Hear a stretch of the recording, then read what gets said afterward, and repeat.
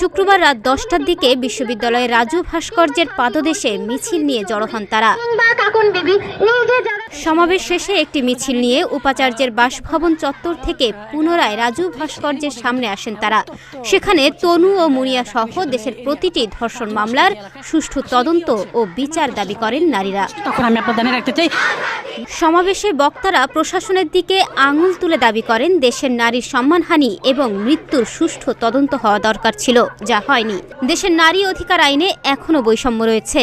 আমরা তনুর বাবা মার কাছে এবং বাংলাদেশের সকল নারীর কাছে প্রতিশ্রুতিবদ্ধ যে আমরা যাতে বিচার পাই, এবং এখন আমরা আশা করছি যে স্বৈর শাসনের অবসানের পর যেটাতে নারীদের ভূমিকা কিন্তু একেবারে অগ্রগণী ছিল, আমরা আশা করছি এবং দাবি রাখছি যে যাতে অন্তর্বর্তীকালীন সরকার এই ধর্ষণ এবং হত্যার ঘটনার বিচার করে, সুষ্ঠু তদন্ত এবং বিচার করে।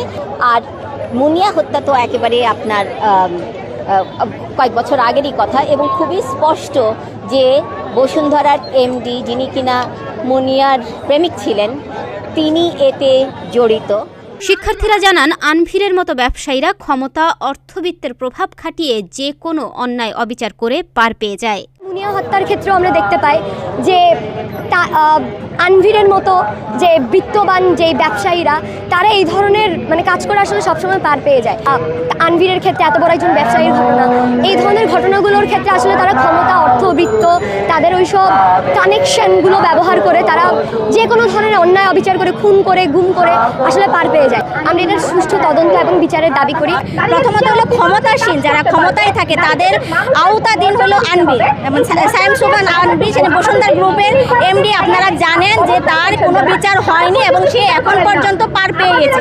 সম্প্রতি যে সরকার আমাদের ক্ষমতায় ছিল, সেই সরকারের আন্ডারে ছায়াতলে অনেকদিন পর্যন্ত সে ছিল। এখন আমরা চাই তার অবিলম্বে গ্রেপ্তার করা হোক এবং তার বিচার হোক।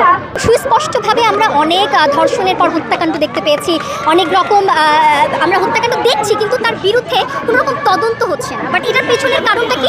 আমরা দেখছি যে এর পেছনে একটা বড় হাত রয়েছে।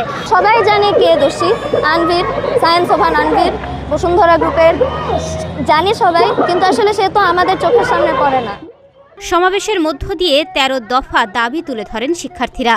দাবিগুলোর মধ্যে রয়েছে তনু, মুনিয়া সহ প্রতিটি ধর্ষণ ও হত্যার সুষ্ঠু তদন্ত ও বিচার করা, নারী ও শিশু নির্যাতনের মামলা 180 দিনের মধ্যে নিষ্পত্তি করা, ধর্ম, গোত্র, বর্ণের ঊর্ধ্বে গিয়ে প্রতিটি লিঙ্গের মানুষের সম্পত্তিতে সমান অধিকার দেয়া, সন্তানের অভিভাবকত্ব আইন পরিবর্তন করে নারীকে সন্তানের অভিভাবকত্ব দেয়া। এছাড়া 2009 সালের হাইকোর্টের নীতিমালা অনুযায়ী প্রতিটি শিক্ষা প্রতিষ্ঠান ও কর্মস্থলে যৌন নিপীড়ন বিরোধী কমিটি এবং সেল তৈরি ও কার্যকর করা, নারী এবং লিঙ্গ বৈচিত্র্যের মানুষের জন্য সমান সুযোগ এবং নিরাপদ কর্মসংস্থান নিশ্চিত করা, প্রতিটি ভিন্ন ভিন্ন লৈঙ্গিক পরিচয়ের মানুষের রাষ্ট্রীয় পরিচয়পত্রে তার লৈঙ্গিক পরিচয়ের স্বীকৃতি দেয়া, আন্তর্জাতিক চুক্তি মেনে রাষ্ট্রীয় সব পর্যায়ে নারীর 33% অংশগ্রহণ নিশ্চিত করার দাবিও তোলা হয় এই কর্মসূচিতে। সমাবেশে উপস্থিত থেকে কর্মসূচির সঙ্গে একত্রতা পোষণ করেন অন্তর্বর্তী সরকারের উপদেষ্টা শারমিন মুর্শিদ, ইউনাইটেড ইন্টারন্যাশনাল ইউনিভার্সিটির শিক্ষক তানিয়া মাহমুদ, তিন্নি সহ বিভিন্ন বিশ্ববিদ্যালয়ের শিক্ষক ও মানবাধিকার কর্মীরা।